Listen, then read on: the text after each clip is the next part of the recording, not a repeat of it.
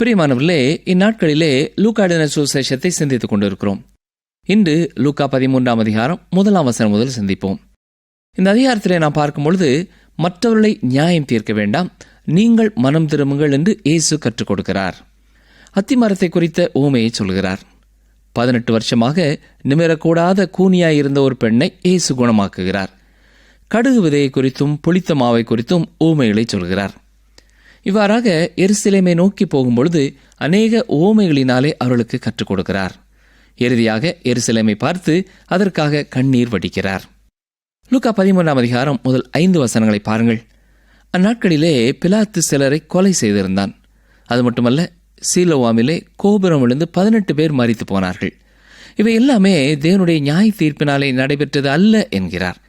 அதே நேரத்திலே அந்நாட்களின் சமய தலைவர்களை பார்த்து, நீங்கள் மனம் திரும்பாமற் போனால் எல்லாரும் அப்படியே கெட்டு போவீர்கள் என்றும் எச்சரிக்கிறார். இந்த வேத பகுதி நமக்கு அநேக பாடங்களை கற்றுக் கொடுக்கிறது. முதலாவதாக, இன்றும் கிறிஸ்துவை அறிந்த விசுவாசிகளுடைய வாழ்க்கையிலேயும் அதிகமான பாடுகள் வழியாக அவர்கள் கடந்து செல்கிறவர்களாய் இருக்கிறார்கள். இவ்வாறு பாடுபடும் கிறிஸ்தவர்களை பார்க்கும் பொழுது மற்ற அநேகரை விட இவர்கள் அதிகம் பாவம் செய்திருக்கிறார்கள் என்று நாம் நினைக்கவே கூடாது. பாவத்தினாலே மாத்திரம் மனிதர்களுக்கு துன்பங்கள், பாடுகள் வருகிறதில்லை. அதே நேரத்திலே மற்றும் ஒரு காரியத்தையும் அறிந்து கொள்ள வேண்டும். நாம் கிறிஸ்தவர்களாய் இருப்பதனாலே எந்த பிரச்சனையுமே நமக்கு வராது என்றும் சொல்ல முடியாது. விசுவாசிகள் மகா உபத்திரவ காலத்துக்கு தப்பிக்கொள்வார்கள். இருந்தாலும் நீங்கள் கிறிஸ்தவராய் இருப்பதனாலே அவ்வப்பொழுது வரும் துன்பங்களும் உங்களுக்கு வராமல் இருக்கும் என்று சொல்ல முடியாது. ஏனென்றால் இந்த உலகத்திலே வசிக்கிற எல்லாருக்குமே பாடுகள், துன்பங்கள், கஷ்டங்கள் உண்டு. அடுத்ததாக, மற்றும் ஒருவருக்கு துன்பங்கள் வரும்பொழுது அந்த நபரை விட நாம் எந்த விதத்திலேயும் உயர்ந்தவர்கள் என்று எண்ணிவிடக்கூடாது. அல்லது நமக்கு வராத ஒரு கஷ்டம் மற்றும் ஒருவருக்கு வந்திருக்கும் பொழுது அவர்களை விட நாம் பரிசுத்தவான் என்றும் எண்ணிவிடக்கூடாது. ஒருவேளை மற்றும் ஒருவர் பாடுகளின் மத்தியிலே இருப்பதை நீங்கள் பார்ப்பதனாலே அப்படியாவது நீங்கள் மனம் திரும்ப மாட்டீர்களா என்று தேவன் எதிர்பார்க்கிறார். 6 முதல் 9 வசனங்களிலே அத்திமரத்தை குறித்த ஒரு ஊமையை பார்க்கிறோம். ஒரு திராட்சை தோட்டத்திலே ஒருவன் அத்தி மரத்தையும் நட்டு வைத்திருந்தான். ஆனால் அதிலே கனியை தேடின பொழுது ஒன்றுமில்லை. அப்பொழுது தோட்டக்காரனை பார்த்து, 3 வருஷமாய் இந்த மரத்திலே கனி இல்லை, எனவே இதை வெட்டி போடு, நிலத்தை ஏன் கெடுக்கிறது என்று சொன்னான். அதற்கு அந்த தோட்டக்காரன், ஐயா, இது இந்த வருஷமும் இருக்கட்டும், நான் இதை சுற்றிலும் கொத்தி எரு போடுவேன், கனி கொடுத்தால் சரி, கொடாவிட்டால் நாம் வெட்டி போடலாம் என்று கூறினான். அருமையானவர்களே, கனியில்லாத அத்திமரம் ஒரு அடையாள சின்னமாய் இருக்கிறது. அது இஸ்ரவேல் தேசத்தையே குறிக்கிறது. அந்த மரம் கனியற்றதாய் இருக்கும் பொழுது அதன் சொந்தக்காரர் ஏமாற்றம் அடைகிறார். கனி இருக்கும் பொழுது கனியை எடுத்துக்கொள்ளவோ, கனி கொடாமல் இருக்கும் பொழுது அதை வெட்டி போடவோ அவருக்கு எல்லா உரிமையும் உண்டு. இஸ்ரவேல் மக்கள் தேவனுக்கு பயந்து வாழும் பொழுது அவர்களுக்கு ஆசீர்வாதத்தையும், அவர்கள் கீழ்ப்படியாமல் செல்லும் பொழுது தண்டனையையும் ஏற்கனவே தேவன் அறிவித்திருக்கிறார்.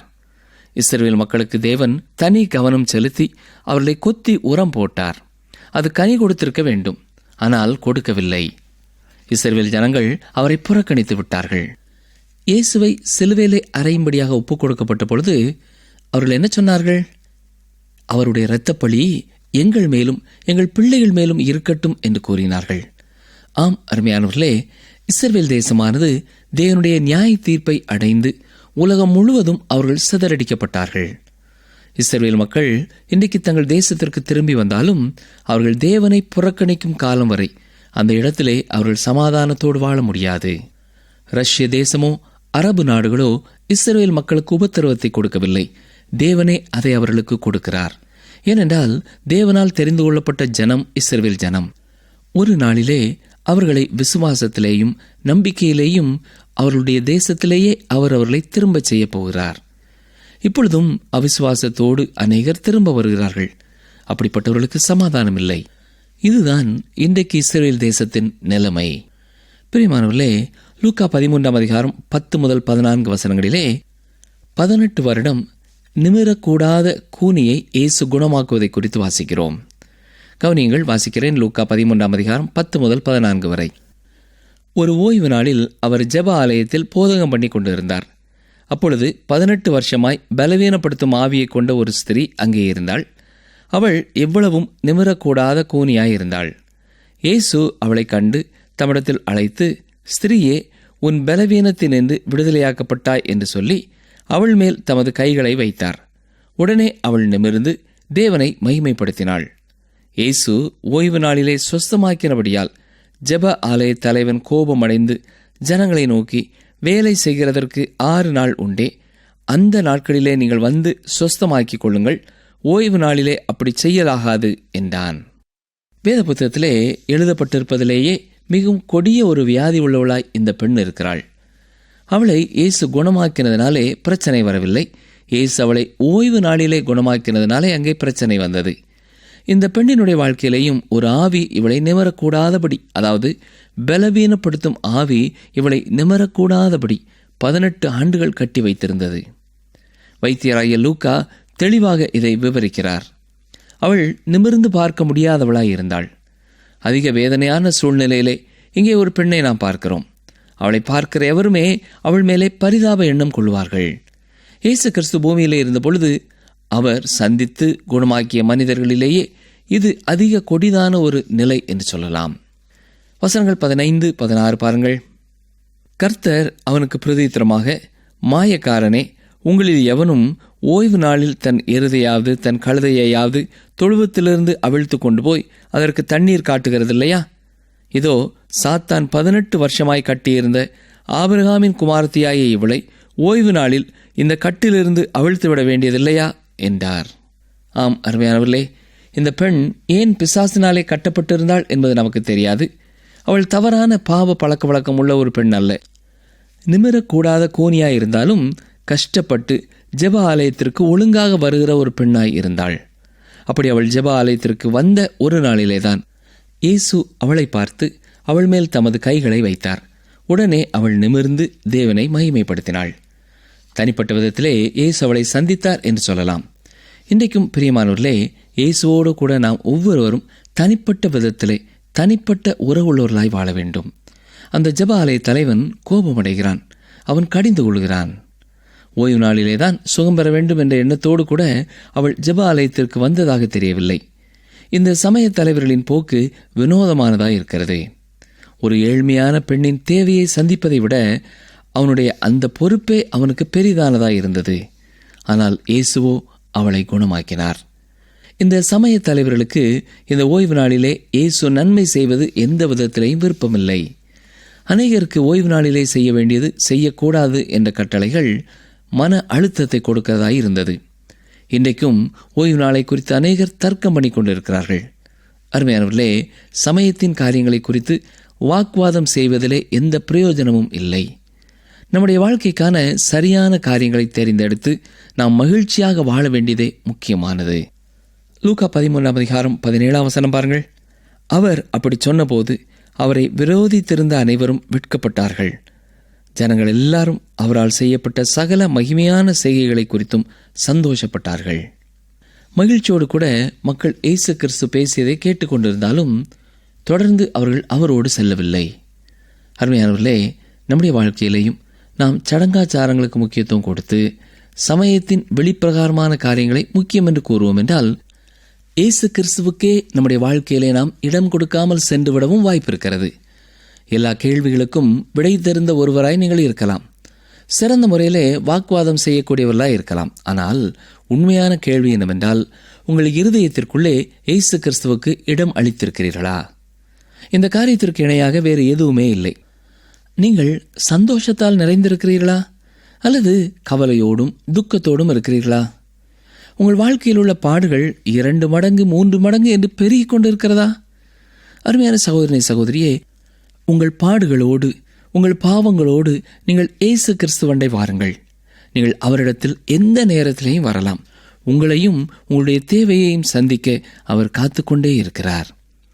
லூக்கா 13:18 முதல் 21 வரை பார்ப்போம் என்றால், கடுகு விதை, கடுகு மரம் இவற்றை குறித்து பார்க்கிறோம். இது எதை குறிக்கிறது என்றால், இந்நாட்களிலே காணப்படுகின்ற பலவிதமான ஸ்தாபனங்களையும் பலவிதமான சபை பாகுபாடுகளையும் காட்டுகிறது. அது ஒரு மரமாக கூடாது, ஒரு குத்துச்செடியாய் இருந்து பயன் கொடுக்க வேண்டும். இன்றைக்கு திருச்சபைகளும் கிறிஸ்தவ ஸ்தாபனங்களும் பின்தங்கி போவதனாலே வழக்கத்திற்கு மாறான சில காரியங்கள் வளர்ச்சி அடைவதை நீங்கள் பார்க்கலாம். அநேக திருச்சபைகளும் ஸ்தாபனங்களும் பெரிதானவைகளாக போய்கொண்டே இருக்கிறது. உண்மையான குணநலனை இழந்து போய்விட்டு இருக்கிறது. இந்த வேத பகுதியிலே முக்கியமாக பறவைகளை குறித்து வாசிக்கிறோம். இது பிசாசானவனை குறிக்கிறது. இது இன்று திருச்சபைகள் என்று அழைக்கப்படுகிற இடங்களிலேயும் கிறிஸ்தவ சமுதாயத்திலேயும் மிக சுறுசுறுப்பாய் இயங்கி வருகிறது. அருமையானவர்களே, புளிப்பு என்பது சுவிசேஷத்தை குறிக்கவில்லை, அது தீமையை குறிக்கிறது. தீமையான காரியம் நன்மையான காரியத்தை குறிக்க ஒருபொழுதும் வேதத்திலே உதாரணமாக சொல்லப்பட்டதில்லை. வேத புத்தகத்திலே இந்த புளித்த மாவை குறித்து 80 இடங்களிலே பார்க்கிறோம். அவற்றிலே 75 இடங்களிலே சொல்லப்பட்டிருப்பது பழைய ஏற்பாட்டு புஸ்தகத்திலேயே இருக்கிறது. புதிய ஏற்பாட்டிலே 23 இடங்களிலே இது சொல்லப்பட்டிருக்கிறது. எல்லா இடங்களிலேயுமே தீமையான காரியம் என்றே இது பயன்படுத்தப்பட்டிருக்கிறது. அருமையானவர்களே, இயேசு கிறிஸ்து இந்த உலகத்திலே வந்து தன்னுடைய ராஜ்யத்தை ஸ்தாபிக்கும் வரை உலகத்திற்கு சமாதானம் இல்லை. எவ்வளவு பெரிய ஒரு திருச்சபையாயிருந்தாலும் அது உலகத்திற்கு சமாதானத்தை கொடுக்க முடியாது. இயேசு கிறிஸ்து அவருடைய சரியான நேரத்திலே பூமிக்கு வந்து அவருடைய ராஜ்யத்தை ஸ்தாபிப்பார். லூக்கா 13:22 பாருங்கள். அவர் எருசலேமுக்கு பிரயாணமாய் போகும்போது பட்டணங்கள் தோறும் கிராமங்கள் தோறும் உபதேசம் பண்ணி கொண்டு போனார். இயேசு கிறிஸ்து தொடர்ந்து எருசலேமை நோக்கித்தான் போய்க் கொண்டிருக்கிறார். ஏற்கனவே இதை குறித்து லூக்கா 9:51 இவ்வாறு சொல்லப்பட்டிருக்கிறது. பின்பு அவர் எடுத்துக்கொள்ளப்படும் நாட்கள் சமீபித்த போது அவர் எருசலேமுக்கு போக தமது முகத்தை திருப்பி.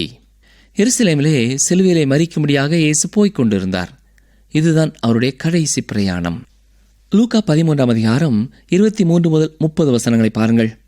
குறிப்பாக 23 ரட்சிக்கப்படுகிறவர்கள் சில பேர்தானா என்று ஒருவன் இயேசுவினிடத்தில் கேட்டதற்கு காரணம் என்ன என்பது நமக்கு தெரியவில்லை. ஒருவேளை இது உண்மையான உள்ளத்தின் ஆழத்திலிருந்து வந்த ஒரு கேள்வியாகவும் இருக்கலாம். எண்ணற்ற மக்கள் இயேசு கிறிஸ்துவை பின்பற்றி வந்தார்கள். ஆனால் சீக்கிரமாகவே அநேகர் அவரை பின்பற்றுவது எளிதான ஒன்றல்ல, அதற்கான விலைக்கரையும் பெரியது என்பதை உணர்ந்து கொண்டார்கள். எல்லா நேரங்களிலேயும் புதிதாய் அநேகர் அவரை பின்பற்றி வருகிற வண்ணமாயிருந்தார்கள். அதே நேரத்திலே அவரை பின்பற்றுவதை நிறுத்தி கொண்ட மக்களும் உண்டு. இப்பொழுது இறுதியாக எருசலேமை நோக்கி அவர் வந்தபொழுது எல்லாம் மிகவும் காணக்கூடிய ஒன்றாய் இருக்கிறது. மார்க் 14:50 நான் வாசிக்கிறது போல எல்லாரும் அவரை விட்டு ஓடி போனார்கள். பிரியமானவர்களே, அவரை பின்பற்றுவதென்றால் அதற்கு விலைக்கரையும் உண்டு என்பதை அவர் தெளிவாக அறிவித்தார். அநேக நேரங்களிலே நாம் வேறு விதமாக சிந்தித்தால் தவறு என்று யோசிக்கிறோம். இந்த கேள்வி மிக முக்கியமான ஒரு கேள்வியாக இருந்தபடினாலே இயேசு கிறிஸ்து நேரடியாக அதற்கு பதில் சொல்லவில்லை. அவர் அவனுக்கு சொல்வதென்ன? நீ ரட்சிப்படைவதை குறித்து கருத்துள்ளவனாய் இரு என்பதையே சொல்கிறார். தொடர்ந்து வருகிற வசனங்களிலே அவர் தெளிவுபடுத்துகிற ஒரு முக்கியமான காரியம், ஆபிரகாம், ஈசாக்கு, யாக்கோபு என்பவருடைய குமாரர்களே அல்லாமல், அதாவது யூதர் அல்லாத பல்வேறு மக்களும் ரட்சிக்கப்படுவார்கள் என்பதை தெளிவுபடுத்துகிறார். லூக்கா 13:31-33 பாருங்கள். அந்த நாளிலே சில பரிசேயர் அவரிடத்தில் வந்து, நீர் இவ்விடத்தை விட்டு போய்விடும், ஏரோது உம்மை கொலை செய்ய மனதாயிருக்கிறான் என்றார்கள். அதற்கு அவர், நான் இன்றைக்கும் நாளைக்கும் பிசாசுகளை துரத்தி வியாதி உள்ளவர்களை சொஸ்தமாக்கி 3ஆம் நாளில் நிறைவடைவேன். இன்றைக்கும் நாளைக்கும் மறுநாளைக்கும் நான் நடமாட வேண்டும். எருசலேமுக்கு புறம்பே ஒரு தீர்க்கதரிசியும் மடிந்து போகிறதில்லை என்று நான் சொன்னதாக நீங்கள் போய் அந்த நரிக்கு சொல்லுங்கள். இங்கே நான் வாசிக்கிறது போல சில பரிசேயர் வந்து இயேசு இந்த இடத்தை விட்டு போய்விட வேண்டும் என்று சொல்கிறார்கள். ஆம், பரிசேயர்களிலேயும் சிலர் இயேசுவை மேசியாவாக விசுவாசித்தவர்கள் உண்டு. அவ்வாறு கூறிய பொழுது இயேசு ஏரோதை குறித்து நரி என்று சொல்லுகிறார். மிருகங்களிலிருந்து மனிதன் வரவில்லை, ஆனால் சில நேரங்களிலே அவனுடைய செயல் மிருகங்களின் வாழ்க்கை தரத்தை ஒத்திருக்கிறது. இங்கே இயேசு கிறிஸ்து அவருடைய மீட்பை குறித்தும் உயிர்த்தெழுதலை குறித்தும் கூறுகிறார். லூக்கா 13:34-35 பாருங்கள். எருசலேமே, எருசலேமே, தீர்க்கதரிசிகளை கொலை செய்து உன்னிடத்தில் அனுப்பப்பட்டவர்களை கல்லெறிகிறவளே, கோழி தன் குஞ்சுகளை தன் சிறகுகளின் கீழே கூட்டிச் சேர்த்து கொள்ளும் வண்ணமாக நான் எத்தனை தரமோ உன் பிள்ளைகளை கூட்டிச் சேர்த்து கொள்ள மனதாயிருந்தேன், உங்களுக்கோ மனதில்லாமற் போயிற்று. இதோ உங்கள் வீடு உங்களுக்கு பாழாக்கி விடப்படும். கர்த்தருடைய நாமத்தினாலே வருகிறவர் ஸ்தோத்தரிக்கப்பட்டவர் என்று நீங்கள் சொல்லும் காலம் வருமளவும் என்னை காணாதிருப்பீர்கள் என்று மெய்யாகவே உங்களுக்கு சொல்லுகிறேன் என்றார். மீண்டுமாக இயேசு கிறிஸ்து எருசலேமின் மேலே தனக்குள்ள கரிசனையையும் அன்பையும் வெளிப்படுத்துகிறார். அதே வேளையிலே அதன் மேலே நியாய தீர்ப்பையும் கூறுகிறார். இந்த நகரத்தை குறித்து மத்தேயு எழுதின சுவிசேஷத்திலே நான் வாசிக்கும் பொழுது அது மகாராஜாவினுடைய நகரம் என்று மத்தேயு 5:35 பார்க்கிறோம். இவைகளோடு சேர்த்து அவர் மீண்டுமாக வரப்போகிறதை அறிவிக்கிறார். அப்படி அவர் வரும்பொழுதே உண்மையான வெற்றி பவனியாக அவர் வருவார். சரி, இப்பொழுது நாம் லூக்கா 14ஆம் அதிகாரத்தை பார்ப்போம்.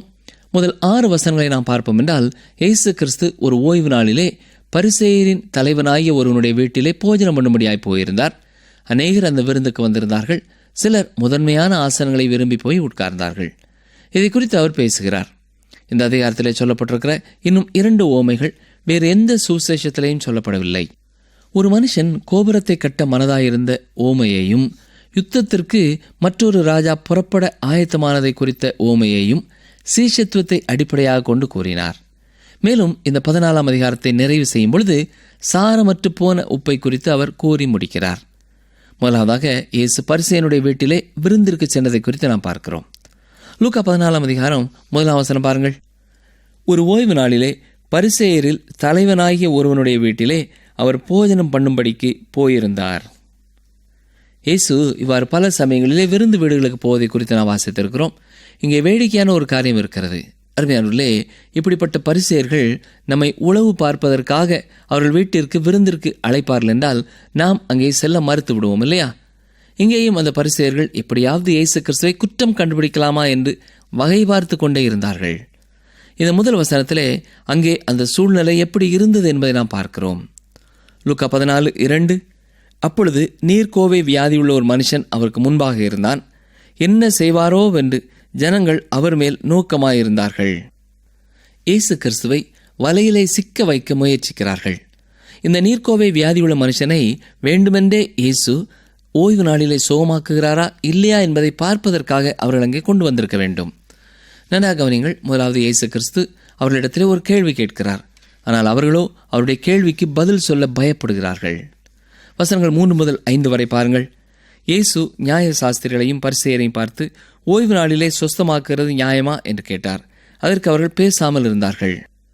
அப்பொழுது அவர் அவனை அழைத்து சொஸ்தமாக்கி அனுப்பிவிட்டு அவர்களை நோக்கி, உங்களில் ஒருவனுடைய கழுதையாவது எருதாவது ஓய்வு நாளில் துறவிலே விழுந்தால் அவன் அதை உடனே தூக்கி விடானோ என்றார்.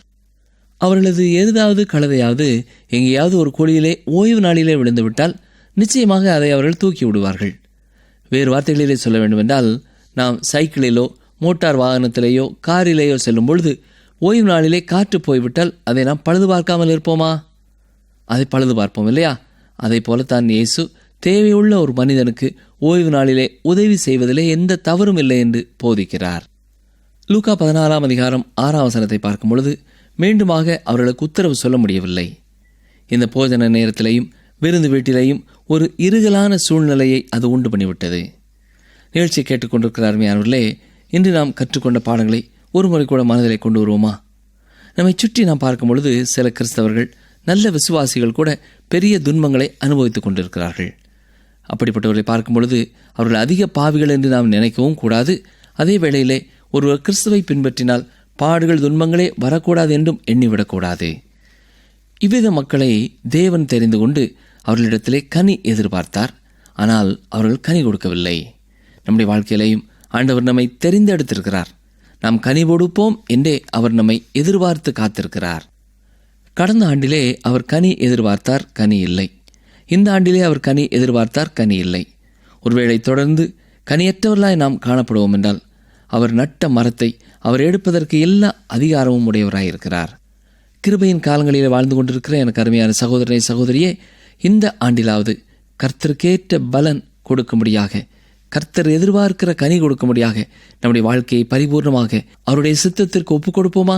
தேவையோடு இருக்கிறவர்களுக்கு நம்முடைய ஓய்வு நாளாக இருந்தாலும் தேவைகளை சந்திக்க நாம் ஆயத்தமாக இருக்க வேண்டும். நம்மை சுற்றி நடைபெறுகிற காரியங்களை நாம் பார்க்கும் பொழுது, ஆண்டவரே, ரட்சிக்கப்பட்டவர்கள் சில பேர் தானா என்று நாம் கேட்கிறவர்களாக இருக்கிறோம். ஆனால் நாம் மனதிலே பதித்துக் கொள்ள வேண்டிய ஒரு காரியம், நம்முடைய தனிப்பட்ட வாழ்க்கையிலே நம்முடைய ரட்சிப்பை இறுதி வரையிலையும் காத்துக்கொள்ள நாம் கவனமுள்ளவர்களாக இருக்க வேண்டும் என்பதுதான். பரம்பரையாய் கிறிஸ்தவ குடும்பங்களிலே பிறந்து வளர்ந்தவர்கள் மட்டும்தான் ரட்சிக்கப்படுவார்கள் என்பது அல்ல. இன்றைக்கு முதல் முறையாக இயேசு கிறிஸ்துவை குறித்து கேள்விப்படுகிற எத்தனையோ சகோதர சகோதரிகள் அவருடைய மரணத்தின் மேலே விசுவாசம் வைத்து ரட்சிப்பை பெற்றிருக்கிறார்கள். இந்த நிகழ்ச்சியை கேட்டுக்கொண்டிருக்கிற நீங்களும் கூட பரம்பரை கிறிஸ்தவ குடும்பத்திலே பிறந்து வளராத ஒருவராக இருக்கலாம். உங்களுடைய வாழ்க்கையிலேயும் இயேசு உங்கள் பாவத்தையும் மன்னித்து உங்களுக்கும் அவர் ரட்சிப்பை கொடுக்க ஆயத்தமுள்ளவராயிருக்கிறார்.